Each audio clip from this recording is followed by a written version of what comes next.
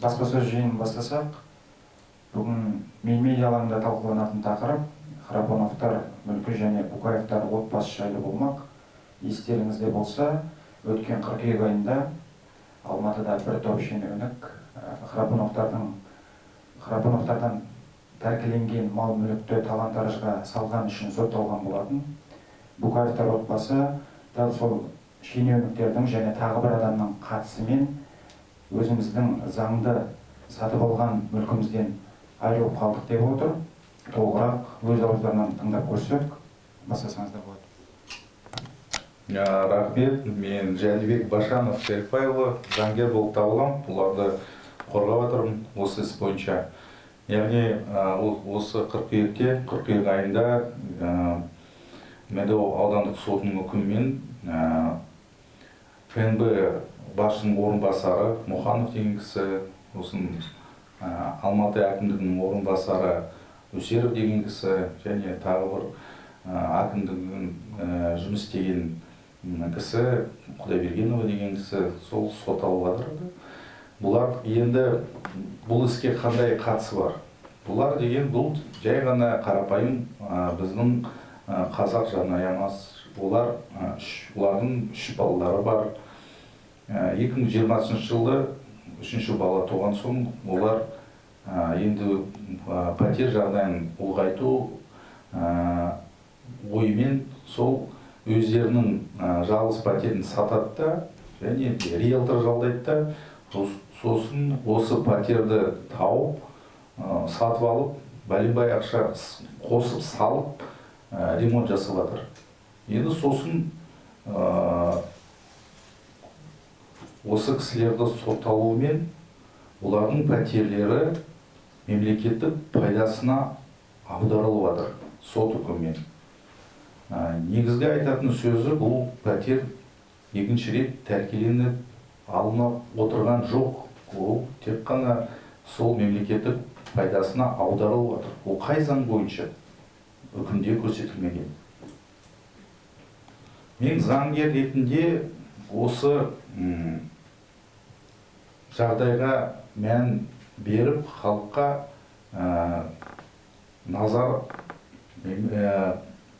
біздің мемлекетіміз президентіне назар аударып, осындай пресс-конференцияға жиналып, бұл мәселені жария етуге басқа амалдар жоқ деп ойлаймыз.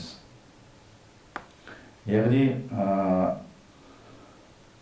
біріншіден осы қылмыскерлер, енді олар қылмыскерлер ретінде айтуға болады, өйткені үкім шықты. Сол қылмыскерлер мемлекетке зиян жасап жатқан өтемақысын толығымен 819 миллион теңгедей зиянды өтеп беріп жатыр.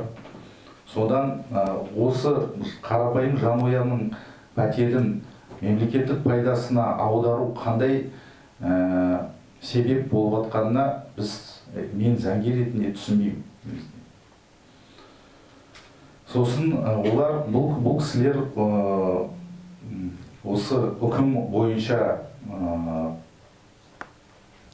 сотталып жатқан адамдардан пәтер сатып жатқан жоқ. Қазір тағы бір қылмыстық іс тергеліп жатыр. Бұл кісілер Умералиев деген кісіден бұл пәтерді сатып жатыр. Бірақ та бұл қылмыстық іс әлі толығымен қарастырылған жоқ, тоқтатылған жоқ, үкімдері де жоқ.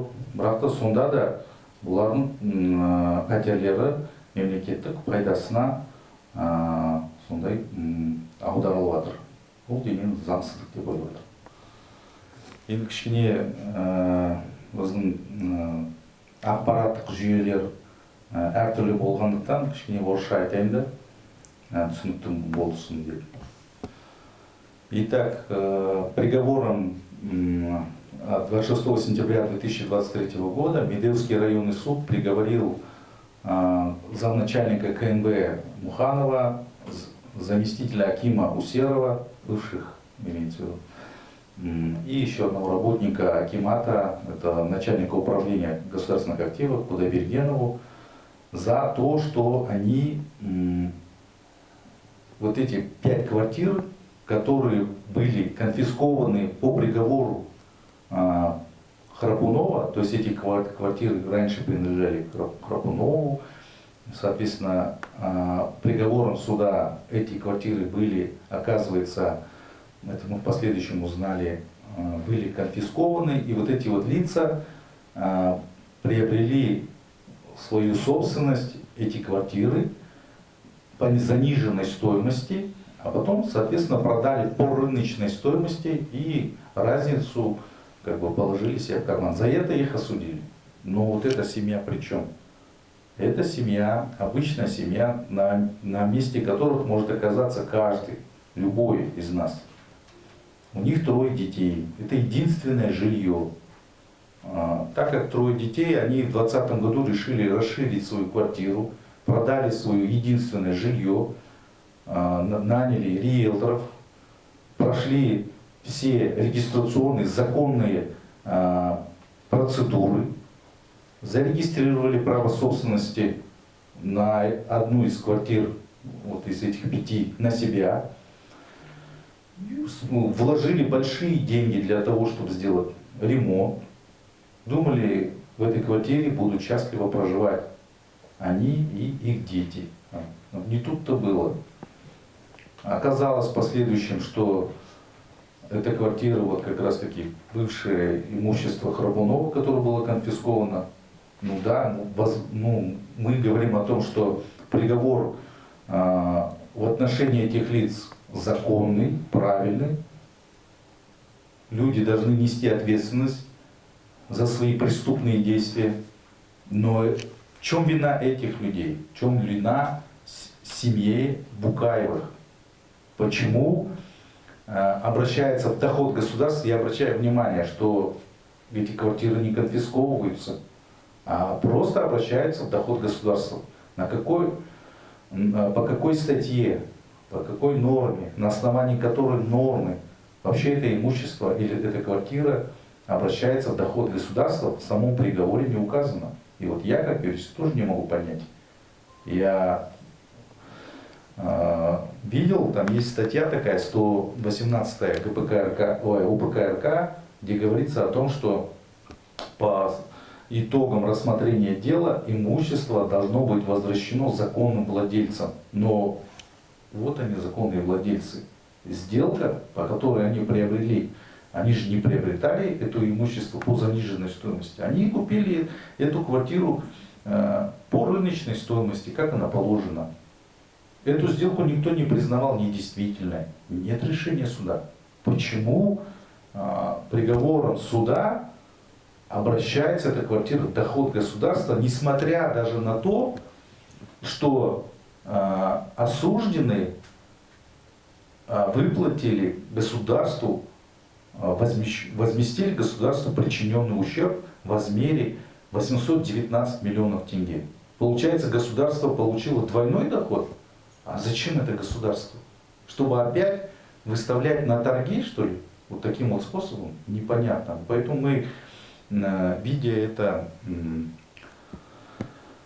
нарушение со стороны судов, просто призываем общественность обратить на это внимание президента Республики Казахстан как гаранта Конституции, обратить внимание генерального прокурора, обратить внимание Верховный суд.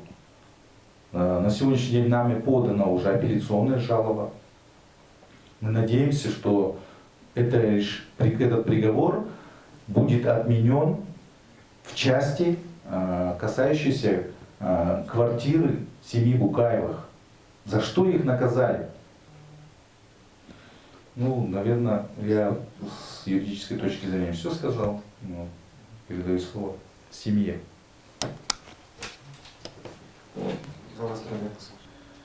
Всех приветствую. Меня зовут Ханат Букаев. Я вот супруга моей владелец этой квартиры. То есть хотел бы пояснить, там мы в 2020 году приобрели недвижимость, сделали ремонт, поселились, жили там и чисто случайно через 2 или 3 года узнали, что на нашу квартиру нанесено обременение антикоррупционную службу Республики Казахстан. Чисто случайно мы об этом узнаем, когда там очередные документы доставали. И выясняется, что, оказывается, эту квартиру мы купили это у физического лица, у Муралиева Дархана. То есть он нам продал, все документы были в порядке.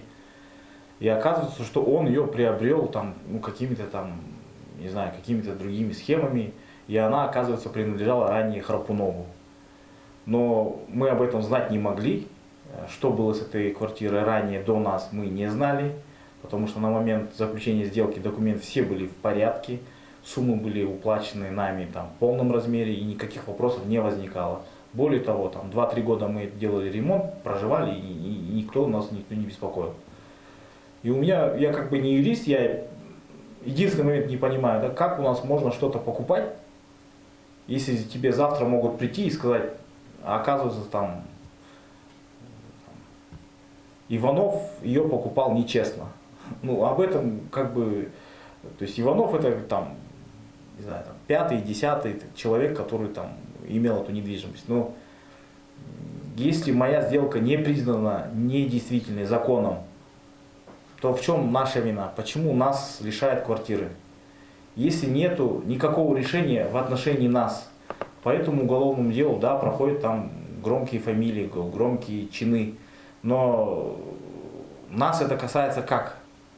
Мы по этому делу проходили вообще свидетелями.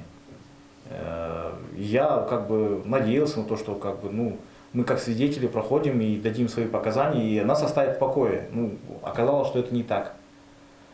Я как бы, еще раз повторяю, я не юрист, я не знаю там все эти тонкости, но просто покупаешь недвижимость, вроде живешь, а оказывается, у тебя могут ее забрать там, ну, 3 секунды.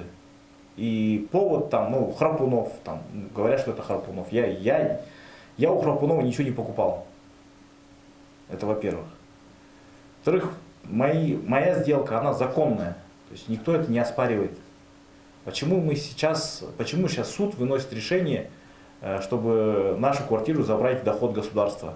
Непонятно. Я так понял, что еще приговор не вступил в силу, но тем не менее решение суда-то есть. Как бы, вот. И я думаю, что ну, тут без общественности не обойтись. Да, тут приговор суда еще не вступил в силу. Я уже говорил об этом, мы апелляционную жалобу подали. Яғни үкім күшіне енген жоқ, біз апелляциялық шағымды бердік. Мен қазақша жаңа ғана айттым, бұл кісілер Муханов деген кісімен және де Усеров, Құдайбергенов деген кісілермен қатыстары жоқ, олар көрген де жоқ бұл кісілерді, бұл пәтерді бұл кісілерден сатып алған жоқ. Бұл кісілер Умералиев деген кісіден сатып алып отырды пәтерді. Бірақ та бұл Умералиев деген кісі әлі тергеу өтіп жатыр, әлі сот үкімі жоқ. Неге қазір осы пәтер мемлекет пайдасына аударып жатқанын біз түсінбейміз да, заң бойынша ол заңсыз болып тұр. Обращаю внимание, что эта семья покупала эту квартиру не у осужденных Муханова, Усерова и Кудайбергеновой, а покупали эту квартиру у некого Умралиева, следствие по которому ведется, еще не окончено, приговора по нему нет. Непонятно, почему обращается в доход государства квартира по делу, которое не окончено. Это еще одно основание того, чтобы отменить этот приговор в части квартиры, принадлежащей семье Букаевых. Добрый день, меня зовут Марал Букаева, я являюсь супругой Каната Букаева. Во-первых, хочу всех поблагодарить за ваше время, потому что для нашей семьи вы проводники слышащего государства. На самом деле, эта жестокая несправедливость, она просто ворвалась в наш дом. Тут как бы, я скажу, да, со своей точки зрения, мы к этому стремились с Ханатом 13 лет. Мы копили на этот дом, мы где-то брали в долги, то есть это была нашей мечтой, да, купить такую квартиру, растить там своих детей. И просто в один день приходят и говорят, что извините, но вам и вашим 3 детям, наверное, надо куда-то пойти. А куда пойти, не сказали. Потому что это наше единственное жилье. Ну, я не понимаю, как наше государство, оно просто может, как оно может нас, и вот как я должна сказать своим детям, просто как я должна сказать своим детям, да, что они остались без дома.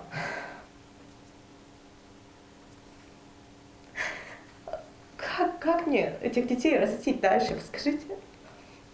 Как я должна, как мать, как я должна в них воспитать вот этот патриотизм?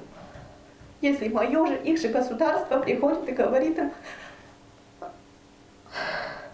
что они остаются без дома. Я извиняюсь, здесь вот такой эмоциональный момент. Обращаю еще раз внимание на то, что ущерб, причиненный государству, вот этими осужденными был возмещен в полном объеме. Об этом указано в самом приговоре.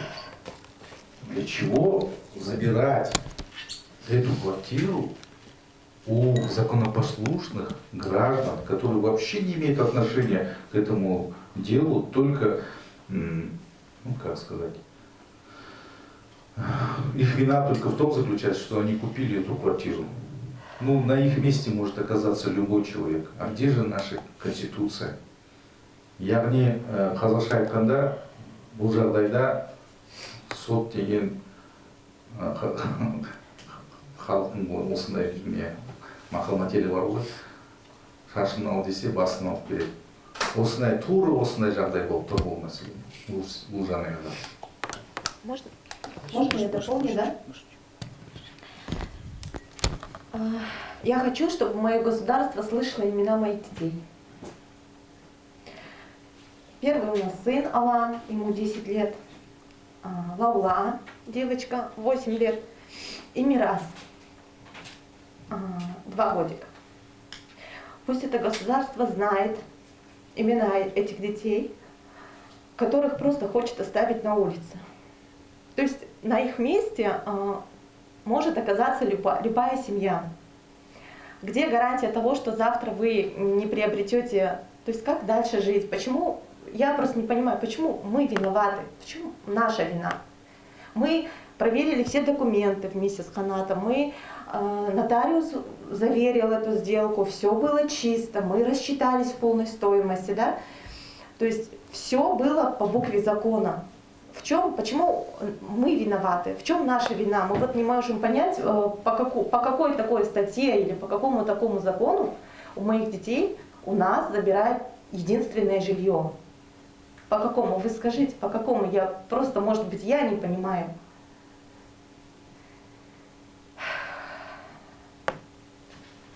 Очень сложно это просто говорить, потому что много бессонных ночей.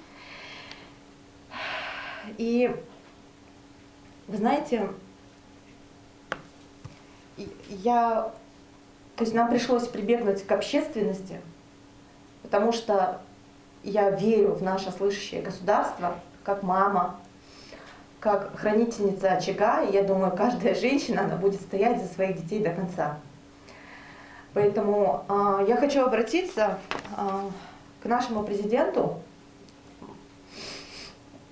использовать такую возможность, если позволите. Уважаемый Касым-Жомарт Кемелевич, следуя провозглашенной вами концепции слышащего государства, мы вынуждены, наша семья Букаевых, вынуждена прибегнуть к личному обращению к вам.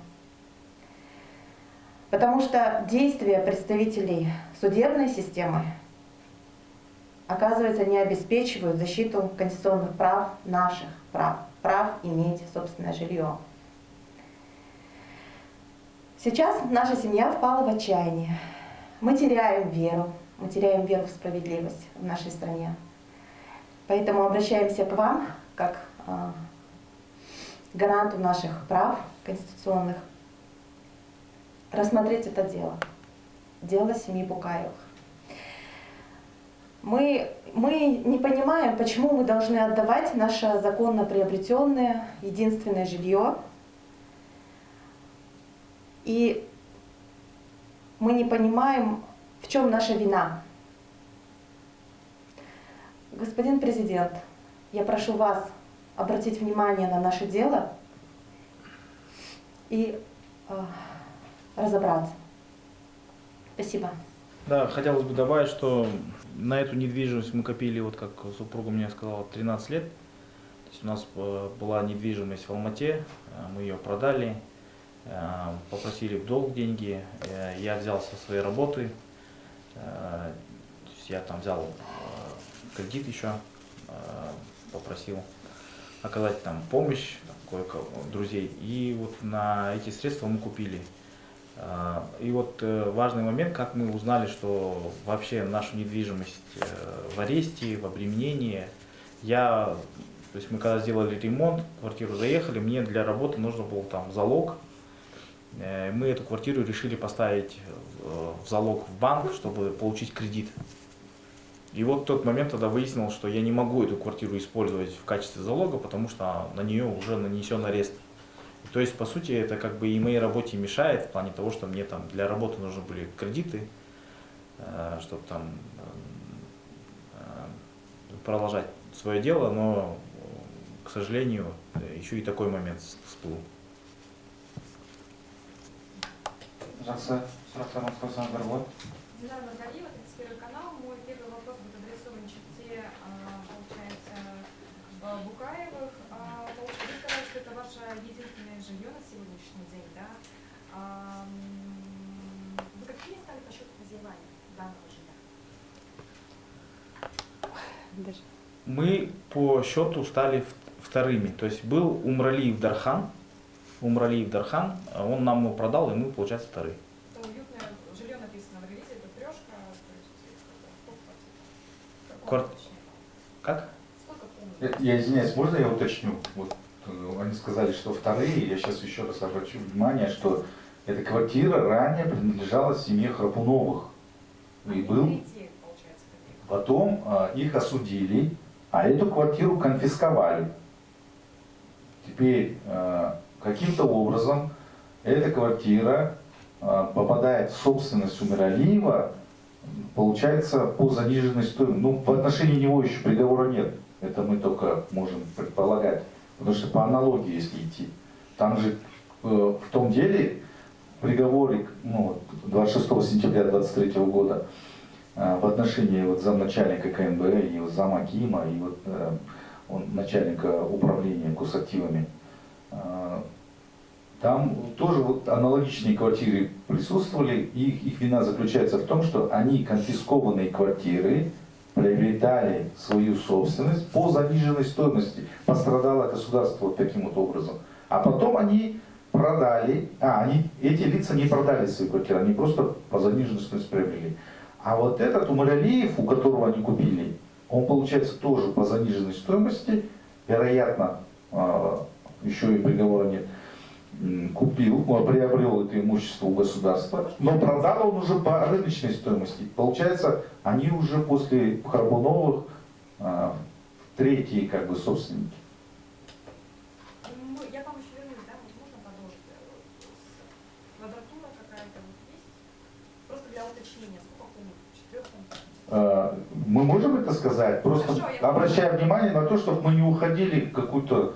Возможно, это не важно. Хорошо, давайте, окей. Вот снимается вопрос. В части кредита вы сказали, сколько вам приходится сейчас выплачивать за данное жилье? Ввиду того, что у вас вот...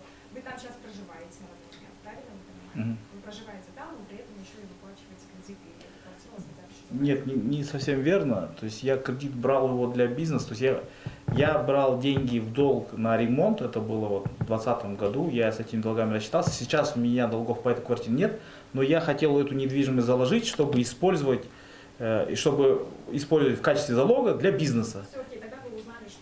Да, тогда я узнал. То есть я сейчас, моя работа страдает. Единственное жилье на Нет, никакого в отношении вот этой квартиры. Первое, обращаем внимание, самое главное, приговора в отношении Умаралиева не было. Почему рассматривается судом квартира у Букаевых, непонятно. Но, отвечая на ваш вопрос, прямой ответ. Сделка не признана недействительной. Она прошла все процедуры государственной регистрации в соответствии с требованиями действующего законодательства, если обратить внимание на сведения из базы, правовой базы собственников, то в этой базе собственником этой квартиры проходит семья Букаевых. Ну, то, что какая-то заниженная стоимость, может быть. Нет, по заниженной стоимости возможно. Купил у Миралиев, у государства. Но они-то не по заниженной стоимости. Сейчас вот вы сказали о том, что просят освободить, да, квартиру, а время на освобождение какое суд дал? Еще не просят освободить. Приговором суда, который еще не вступил в законную силу, квартира обращена в доход государства. Там так и написано: обратить квартиру в доход государства во исполнении приговора по отношению к Храпунову. Вот так вот написано. На основании какой нормы, на какой статье, вот в чем мы не поймем. В части апелляции, какая будет инстанция по счету? Это первая апелляция? Да, это будет вторая инстанция, то есть городской суд. На Да. основании вот, решения суда. Приговора суда. Да. И еще один момент, вы сказали, что по делу вот этих вот купли-продаж сделок, да, по Луцененке, проходят 4 квартиры, а остальные квартиры тоже должны будут обойти в доход государства. 5 квартир, но те квартиры, они в собственности вот этих осужденных. Я по ним вообще вопрос не веду. То есть вы хотите сказать, что право собственности на данное жилье, то есть читы Букаева, суд не рассматривает? Нет. Это рассматривается не в уголовном процессе, это рассматривается в гражданском правовом порядке, признается сделка недействительной, только в том случае, возможно, будет обращена в доход государства. Но опять же, если будет ущерб, а ущерб государству возмещен. Зачем государству двойной доход? Получается, что семья страдает, а государство вдвойне получает доход.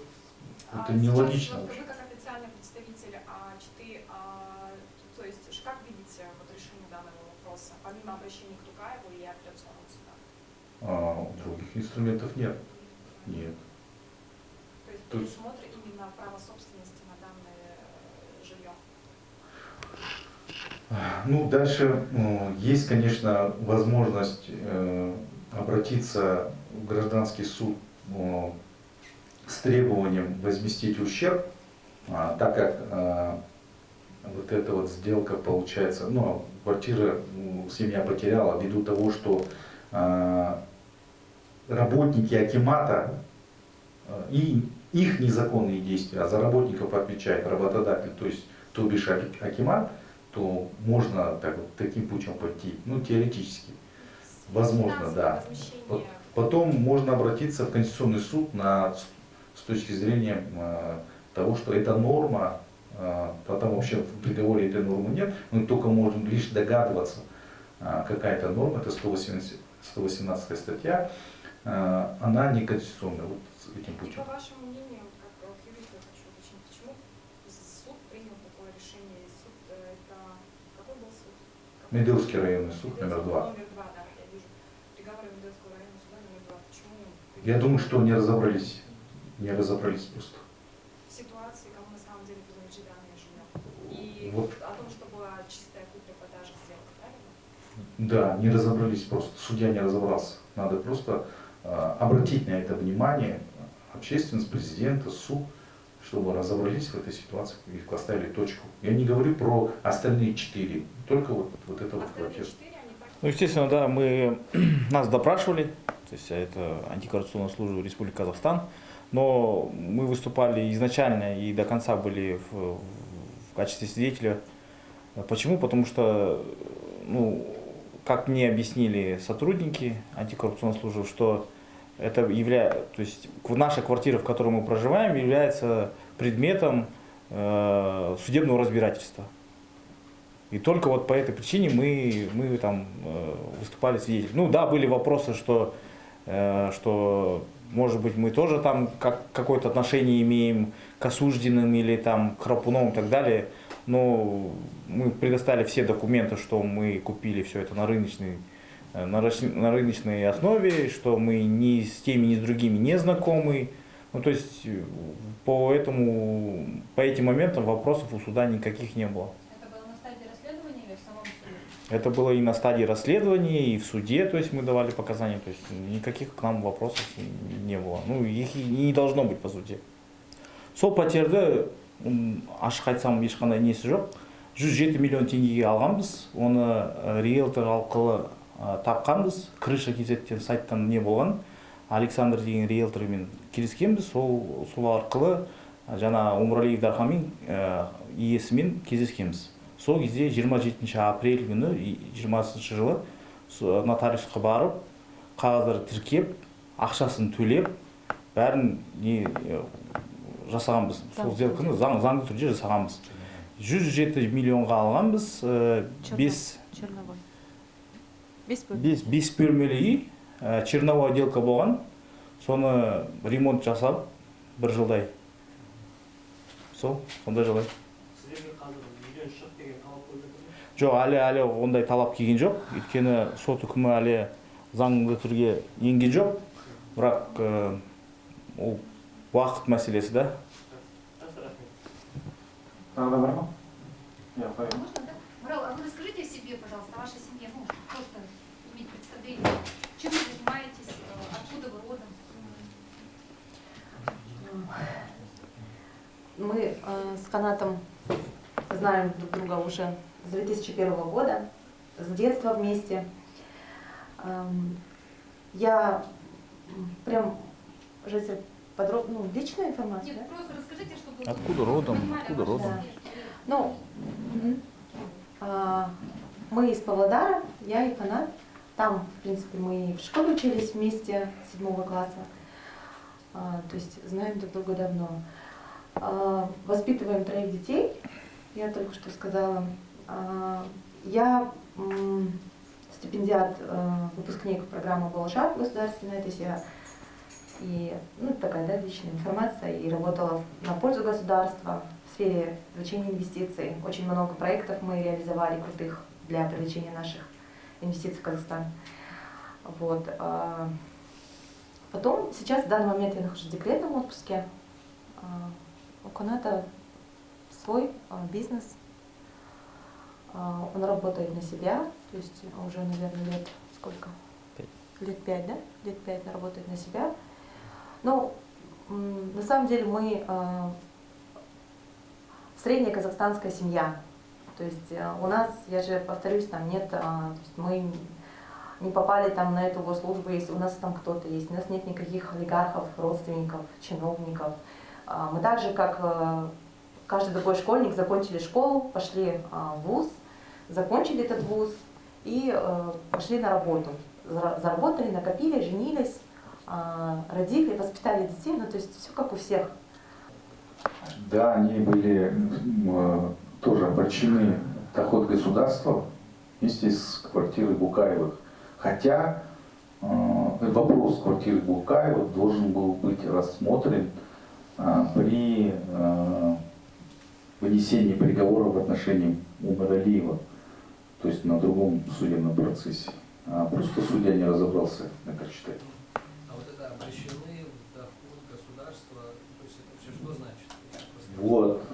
Вот это и есть очень хороший вопрос. Я как юрист вам скажу, что есть 118 статья УБК, там говорится о том, что вещественные доказательства после окончания расследования и вынесения приговора должны быть возвращены законным владельцам. Ну, там вот так вот указано. Но в данном случае законным владельцем является семья Букаевых.